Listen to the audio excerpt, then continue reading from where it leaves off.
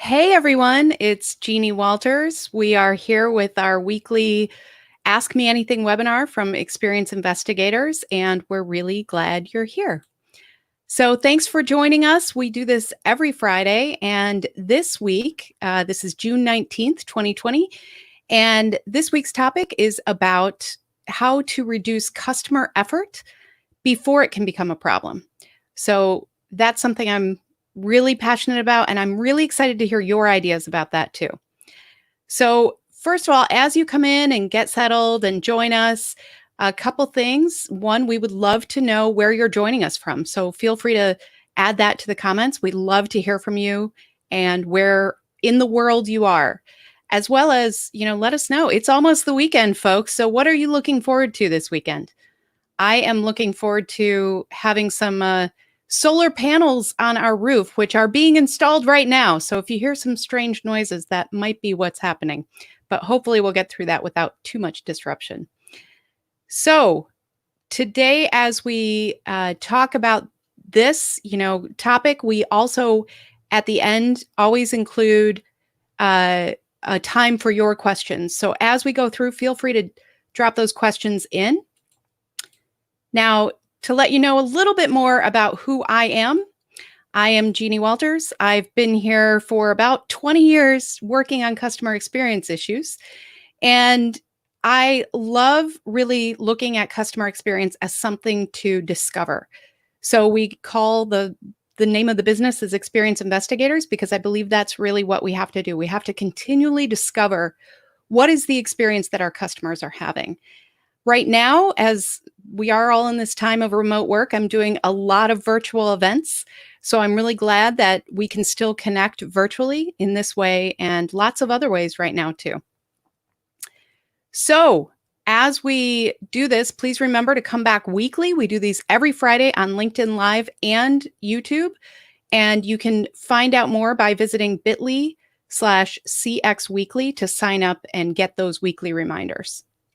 So after the presentation, which will be really quick about customer effort, I encourage you to ask questions about this topic or other customer experience topics. I will do my best to answer, and you can drop those questions in at any time. And if you're watching the replay later, please still add questions in the comments. I will make every effort I can to respond to those as well. And so at this point, I'd like to introduce David Hornreich, who is on the Experience Investigators team and who is going to be helping us read off questions and facilitate. Hey everybody, happy to be here, and I'm checking out the comments. We've got Saptarshi joining us from India. Saptarshi, great to see you as always. Steve coming in from Arizona. We've got an anonymous user from Spicewood, Texas, which I've never heard of, but Spicewood is my new favorite name of a place. We've got Chicago, we've got Seattle. Hey, I'm in Seattle. Tyler, as always, coming at us from Denver, and he's buying a new sofa this weekend. That's very exciting. I would be very excited about that. Yeah, I could use a new sofa. We've got Indonesia, Istanbul, Atlanta, India, Grand Rapids, Michigan. So once again, representing all over the place. Very excited to have you all here. Thank you for joining us. And I'm going to get out of the way and let Jeannie get to it. Excellent. Thank you so much. Well, hi, everybody. As always, it's a thrill that you are joining us from wherever you are. And I just love that this technology can bring us together. So thank you for being here. So today, the topic that we're talking about is customer effort. And while this gets thrown around a lot, and there's a lot of discussion about how to make effortless experiences for our customers, I want you to think about the last time you were really, really frustrated as a customer. And a lot of times what happens is this is actually a series of events, because first you bought into something. Whenever we become a customer, we make a purchase, but that purchase is also about a bigger idea. It's about the return on that investment we think we're going to get, whether that's value, whether that's, bragging rights sometimes, whether that's luxury or ease. Maybe we want more convenience in our life, so we're willing to pay for it. But we buy into that idea with a brand. And then at some point, maybe there's some issue. Whatever we purchased that we thought was going to be so great, maybe there's something wrong with it. Maybe we are not getting some of the value that we thought. So as these problems arise, we start to take action. We think, well, I deserve the value that I was promised. And so as a customer, we try to solve it. And now we have so many self-service options. YouTube is actually one of the greatest resources for customers now. I know that I just recently had a problem with the treadmill in the basement. And where did I turn? To YouTube to figure it out. And I was able to solve it by ordering just a little doohickey and fixing it. So I was very proud of myself, frankly. But if you are looking at a problem and you try to solve it, and maybe you go to the FAQs, maybe you go onto the chat of a site, maybe you have to reach out through the contact center. A lot of times what you think is going to be an easy fix isn't. And that can be very frustrating. And that's what you hear about. So when I'm on a plane, which isn't very often or recently, but in the past, when I've told people that I work in customer experience, a lot of times they want to tell me about these experiences. They say, oh, you know who you should work with? You should work with this brand because let me tell you about what happened. And it's always a series of steps. And what that tells us is that series of steps is really customer effort. But often what we do with customer effort is we measure it with one single transaction. We look at it and say, are we making this particular touch point, this particular action that the customer wants to take? Is that easy? And what I encourage you to do is think about, what is the broader idea behind customer effort? And that's some of what we're going to talk about today. So let's define what customer effort really is, because it's not just about when things are broken.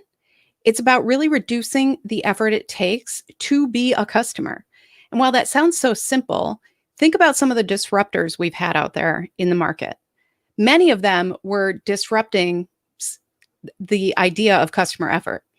The whole idea of Uber and Lyft, I know these examples are used a lot, but bear with me, is it used to be kind of hard to flag down a taxi when you needed it. All of a sudden, this on-demand idea came about. That was about reducing the effort for the customer. So if you can look for ways in your own customer's journey to reduce that effort, that's being proactive about your customer experience. That's designing an effortless experience and not just responding to the points where they have to put in so much effort to fix a problem. So can customer effort score help? And it can help. I totally agree that customer effort score is important. And this is the scale. This is a question that is asked. It was developed by Matt Dixon, and the book, The Effortless Experience, is a big part of this. But essentially what happens is we ask the customer, was this easy for you? Did you put in too much effort? And they rank that on a scale. And so that can tell you certain things. It's great as a transactional device. It's great as a way to measure those moments that we know might be too much effort. Sometimes it's hard to step back and look at the entire journey and think, is this still too much effort? Are there things that people don't even think of as effort because they don't know there's another option? So going back to that taxi cab versus Uber example, what we know is that, there wasn't another way to do it. So customers might not even think of it as effort until they're presented with another idea that is easier, that creates a more effortless experience. So how can we do this? How can we make sure that we are avoiding customer effort in the first place? These are the things that I'm going to talk about today, because I think there are proactive steps we can take to both prevent and then alleviate the customer effort that is moving forward. So the first thing that we want to talk about is root cause analysis. And I know many of you are familiar with this and do this in your everyday lives. Root cause analysis is the idea that sometimes the symptom is not the cause, and you have to figure out what is the cause. So if people are complaining about long wait times in your contact center and saying they can't get something done because of that, I would also back that up and start looking at, okay, why are they calling in the first place? What's causing them the reason that they even need to contact us? How can we eliminate that? How can we make sure that we are proactively sharing and communicating the right information at the right step in the journey so that they don't run into that? They don't have to call. That's one big one. The other thing I would ask is, if the effort is really about the wait time, if you can't avoid that, Well, what is causing that long wait time? Is that an internal issue? Is that something where you're not staffed well or not staffed well at the right times? So, really looking at all of those pieces and making sure that you're not just saying, "Oh yeah, the wait times are really long and that's a high effort point for our customers." Diving into root cause analysis is super important and often we gloss over it. We report on the numbers, we report on certain high effort points in the journey and we recognize them, but then we don't really do the work to back up and really look at what's causing this and how can we prevent it. So the other thing that I would add here is we are often looking for open-ended feedback, just kind of in general terms. We say we want to hear from our customers. We want to know what's going on. So we give them the space to tell us. But a lot of times, these can tell you where those high effort points are that maybe don't show up in other ways. So, for example, a few years ago, I had a situation where I ordered a grill for my husband. It was a big mess. I talk about it in my LinkedIn course because it was such a story of customer effort. And the thing that struck me was when the repair guy showed up, after we had all these problems with delivery, the grill still didn't work. The repair guy showed up and he said, yeah, I get called all the time for these because the guys who set it up, they don't know what they're doing and they always make a mistake around the same thing. So when I was presented with feedback about the delivery, there was nowhere really to say that, right? The repair guy did his job. He did a great job. He repaired the grill, but he shouldn't have been there in the first place. And there was nowhere for me to put that. That's a perfect example of how if we allow people open-ended feedback and you start seeing patterns there where they say, yeah, the repair guy was great. I have no problem with him. But why was he here in the first place? He told me that, the setup was done incorrectly and it happens a lot.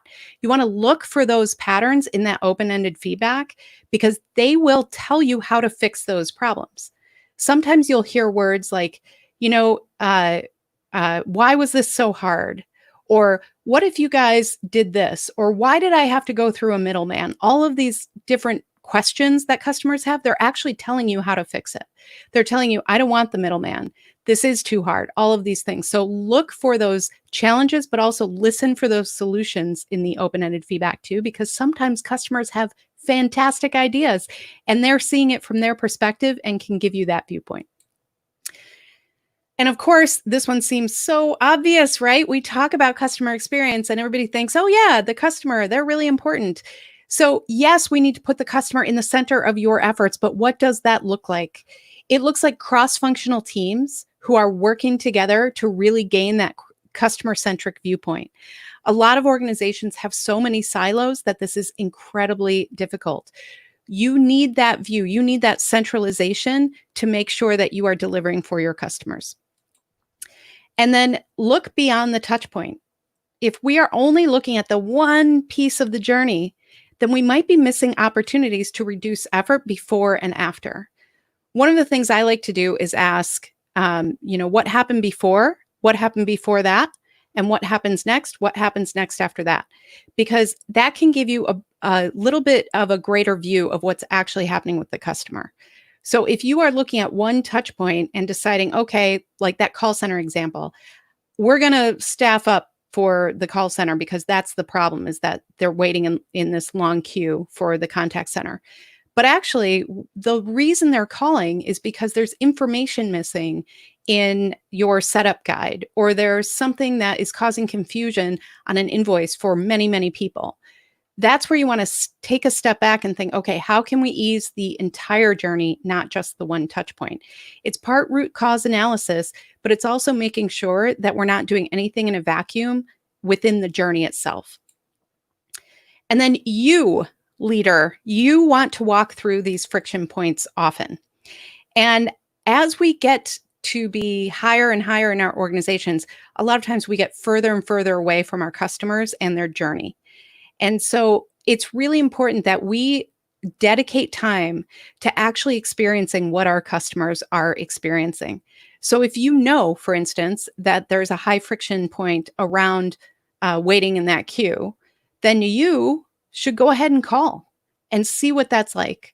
See what they tell you. See how many times you get put on hold. See how many times you don't get your problem solved.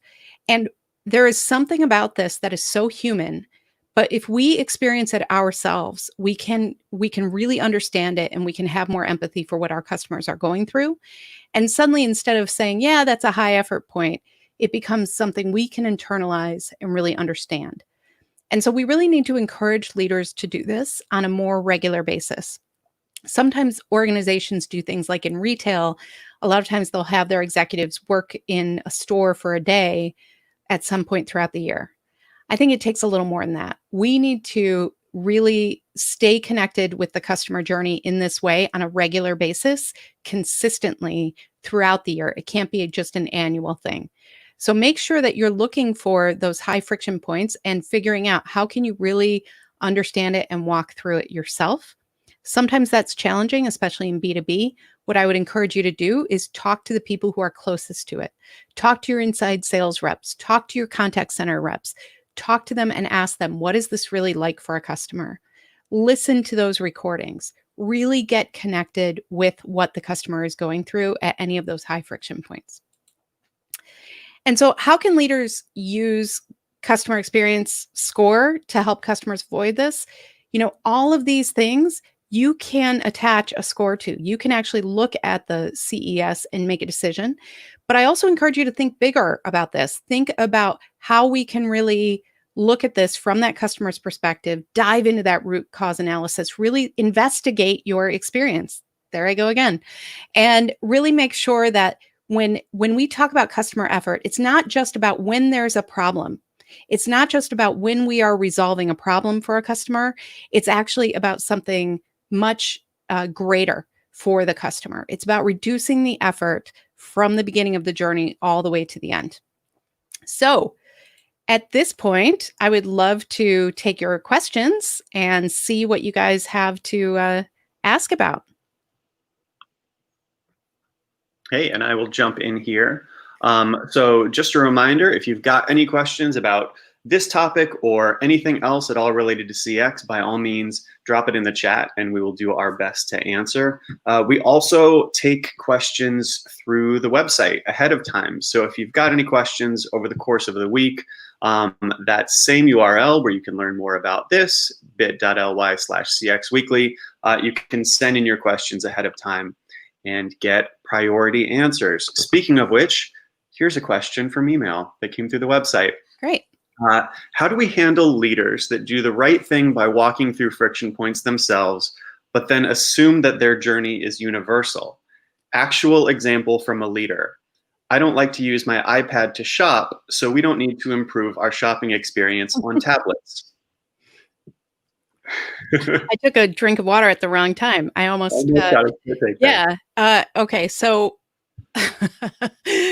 yeah, we've heard this one from the beginning of time, really. I remember when we were talking about, having customers shop online, and leaders would literally say to me, oh, no, no, no, no. Our customers love coming in.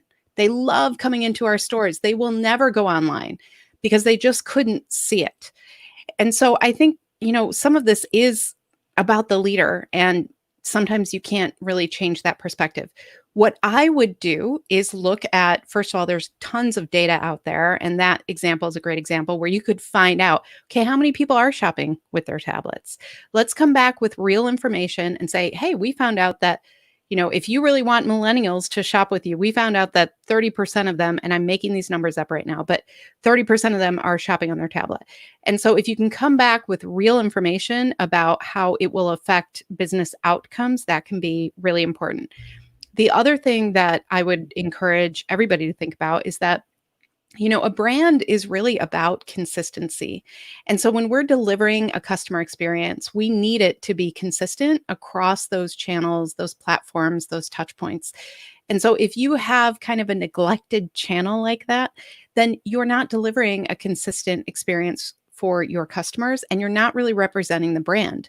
So if you can build that cross-functional team, including like the CMO or your brand manager, and explain to them, like, we are trying to represent the brand here, get a little posse together and make sure that you are really living up to what the brand promise is.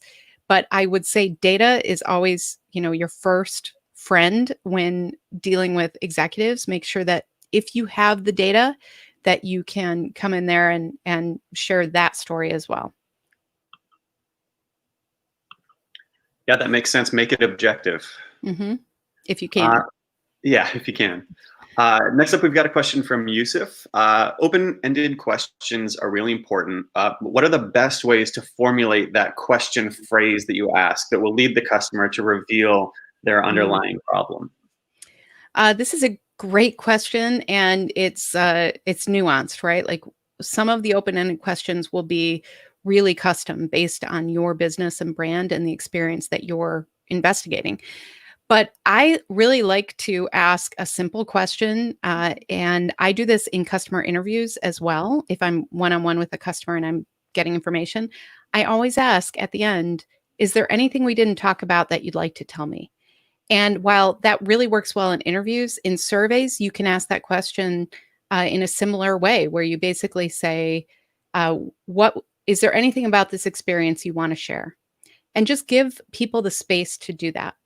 Now, the important thing here is if they do share, then we want to recognize that. We want to make sure that we have a process in place to close the loop with the customer, to tell them we heard them, to tell them what we're doing about it. That's really important as well, because I think we've all had that experience as customers where we've written a short novel in that open-ended section about something that happened and we get no feedback from the brand. That's a pretty bad feeling. And so if they're telling you something that really didn't go well, that created a lot of effort for them, then go ahead and tell them, we heard you and we're really sorry that happened. And then if you can, tell them what you're doing about it. We're actually investigating that right now. And then in 6 months, follow up and say, you know what, here's what we're doing about it. We hope that, this solves the problem. So we have to think about not just the question, but also what are we going to do with that information? Because if we're not set up to take action on it, then it's not really fair to ask. So we have to really set ourselves up for action and closing the loop. Great. Thank you, Yusuf, for that really good question. We've got a question from Saptarshi. It's pretty specific, but I think that it applies to some very general concepts. And it's in a couple messages, so I'm not going to worry about putting it up on the screen. He says, as everyone's working from home, the internet's become a lifeline all over the world, which has made it difficult for internet service providers to upgrade their technologies. Customers are getting impatient with delays and outages and problems that are occurring on the internet.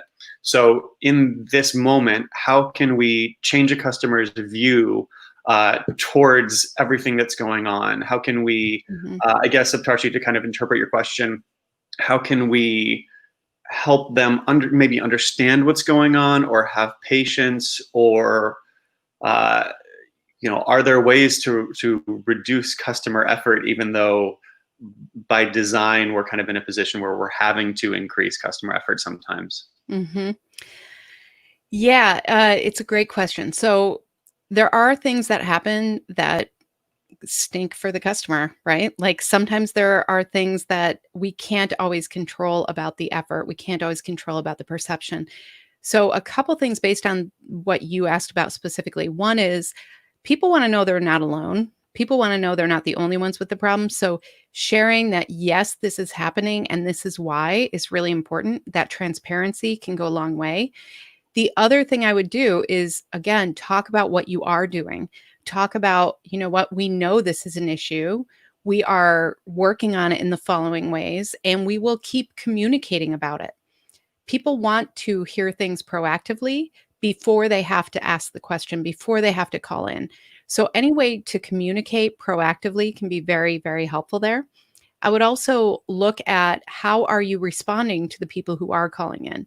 Is it with empathy and compassion? Because what tends to happen is if we have the same issue and everybody's calling in, agents, it's human nature. We just kind of go into that robot mode where we're saying, yeah, we know about it. We're working on it next. And what I would do is really encourage empathy around that, because people are struggling. They are challenged to get things done because of something that isn't working for them. So really ramping up that empathy, making sure everybody understands that sometimes this is about letting people tell you how hard it is. And then making sure that, again, you're closing that loop if you can, so that they know they were heard. But that's what I would say is let them know they're not alone, that this is a bigger issue, take responsibility, and proactively communicate as much as you can, and then really ramp up that empathy when they do express their frustration, when they do tell you that this is taking too much effort. Recognize that instead of just kind of the standard responses, look for ways to let them talk and be heard. Great. Thank you, Septarshi. I'm going to throw it to another question from email that came in.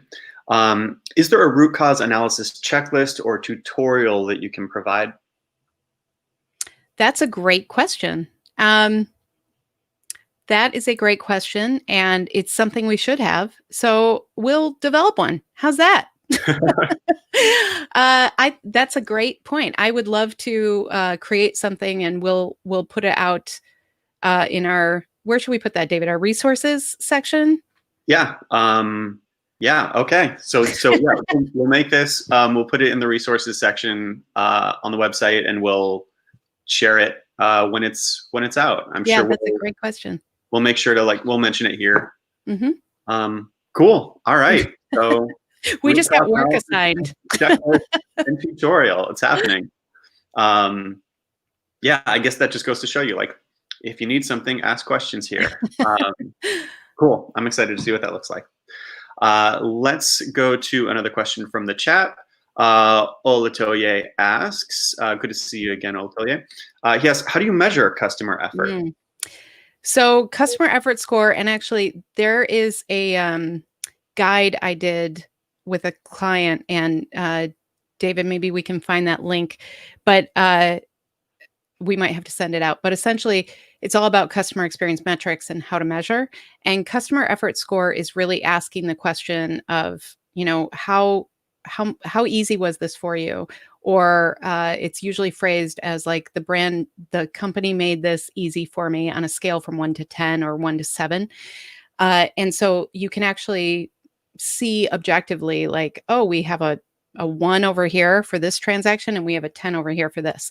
So it is a really helpful tool. But a lot of times, again, people look at that one thing instead of the overall journey and how to improve it for the overall journey. So customer effort score is really handy and helpful. I'm a fan of it.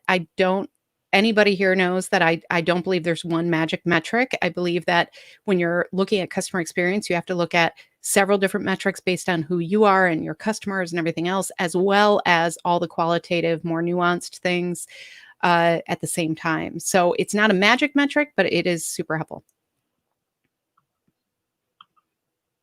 Oh, Tyler, I like what Tyler just said. Yeah, so Tyler says, we leverage lean resources for our root cause checklists. Yeah, that's a very good way to do it. We've got a comment here. I don't know if this is a question or a comment, but I think that it's an interesting topic to talk about. So I'm going to turn it into a question.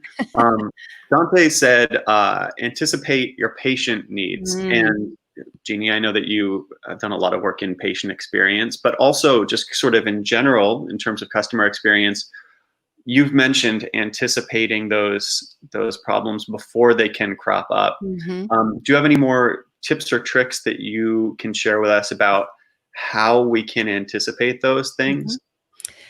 Yeah, there's a whole spectrum here on kind of how to anticipate customer needs, right, along their journey.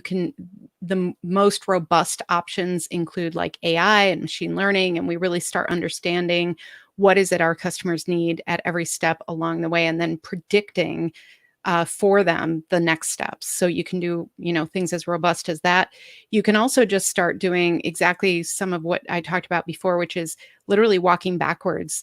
If you notice that people are running into certain challenges or negative outcomes at certain points along the journey, walk backwards through that journey and think, okay, what is it we could do to proactively prevent this? Or how can we predict that next step for them? And so we can actually, look at it that way. One of my favorite examples, I'm so glad you brought up patient experience, because one of my favorite examples recently is that, during this whole pandemic in the healthcare space, all the PPE, the personal protective equipment, it shields faces. And the way we communicate has a lot to do with how we look at each other in the eye and how we express ourselves through our facial expressions. And they also realized that, people weren't able to really discern.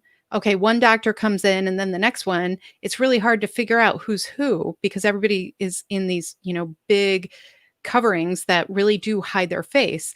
And so one of the simple things that a lot of healthcare providers started doing was putting pictures of themselves smiling on their PPE so that customers started seeing, or patients started seeing them as, okay, this is a friendly person who is here to help me, et cetera, et cetera. And it's not necessarily anticipating their needs, but it's really looking at, okay, this is causing a negative outcome for our patients. What can we do proactively so that we're not all, reacting to that? We're actually proactively preventing that from happening. That was just, it's such a simple, elegant solution, but think about how much that means. And anybody who's been a patient, especially in a high stress situation, I have a keynote about a car accident my family and I were in where we were all patients. And, that can be really traumatic anyway. And so looking for ways that we are able to connect on that emotional level, that just goes so, so far. So I just thought that was a really lovely way to address something that could be negative and also something that could be overlooked. It would have been easy to just say, like, this is the way it is, but they actually looked for that solution and then how to prevent that negative experience for the patient. Love it. Dante, thank you for chiming in. Tyler also had another comment, which I really appreciate. Never invent a wheel when someone else has invented the sports car. There you go. There you go. I'm guilty of that sometimes, I'm sure. I think we all are. We've got a great question here from Zephyr. Big fans of using AI machine learning to empathetically listen to as many customers as possible. Curious how to prevent groupthink when that happens, though. This is a great question. So there are a couple things I've noticed about when we present information about groups, no matter how we present it. We do fall into this groupthink, right? And sometimes what we do is we start justifying, not worrying about the smaller group. We think, oh, well, this is the biggest group and that's who we have to worry about, or this is the most profitable group or whatever. With any sort of groupthink like that, one of the things that I think we need to do as leaders in customer experience is storytelling with individual stories. And, we were just talking about the pandemic and how the numbers are telling a story, but we don't really connect with that until we hear the story of one person. And I think that's really true for customer experience as well. So if we are looking at, okay, what is this group about? We need to start telling stories that people can internalize in a different way. So I think that's what you're asking, but if I got that wrong, go ahead and ask again. But I think that, there are different things that we can do to just prevent that idea that, oh, everybody does it this way, or this will affect all the people in the right way. And so AI and machine learning outcomes, same thing. We have to look for what is the human story there that we can tell. Beautiful. That was a great question. Thank you, Zephyr. Well, that does it for our questions right now. If anybody else is typing a question right now, don't stop. You can keep sending it in. But otherwise, let's wrap it up. So we want to know how this was for you. You can let us know by going to bit.ly/letjeannie know and share with us how this particular experience was for you. Ask for topics that you'd love to see covered in future webinars. You can give us all of that feedback there. And we do have one more comment that came in. Oh, it's just Zephyr saying, thanks, good answer. Oh, yay. Okay, good. So wonderful. Otherwise, Jeannie, where can people find you? These, you can find me in all these different places. LinkedIn. I have several courses on LinkedIn Learning if you're interested in that. And they have some amazing free resources right now on all sorts of different topics. I'm on Twitter. You can find us on Facebook, et cetera, et cetera. There is our resource page as well where we'll post different things. And then I also want to acknowledge today is Juneteenth in the United States. And this is a really important day and one that I think needs to be recognized this year, especially as we are reckoning with all of the racial injustices and really standing up against racism in a way that's powerful. And so I just want to acknowledge that and say it's an important day. It's something that we're really want to recognize moving forward. And one of the things that we've started doing is collecting stories of underrepresented customers at share at cxrepresentation.com. If you send us an email there with a story, we're trying to provide a platform for customers who maybe haven't been represented, haven't seen the empathy that they deserve. And that's a great way to do it. We also want to recognize leaders who are doing this well.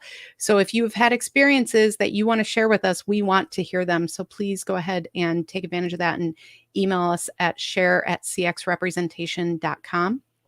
And, I'm doing my best right now to listen and learn. And that's one of the ways that we're doing that. But if you think there are other resources for us, feel free to send that as well, because, we are all about really understanding that we have not necessarily represented people in customer experience in the best way. And we're looking to do that better in the future. And the only way I can do that is listening and learning from others. And so I really appreciate those of you who have contributed and those of you who will. And so at this point, I just want to remind you that we are here every week. And next week, we're going to be talking about a really important topic around empathy and how to really turn that into action in your organization. As always, I'm thrilled that you are able to join us. I am inspired by your dedication to your customers, to making this world a better place. The mission of our company is to create fewer ruined days for customers. And it warms my heart knowing so many people are out there around the world trying to do that as well. So thank you for helping me live my mission as well. So with that, I think they're about to start pounding on my roof again as we install some solar panels. So thank you, everybody, for being here. Have a wonderful weekend. And I really look forward to seeing you next week.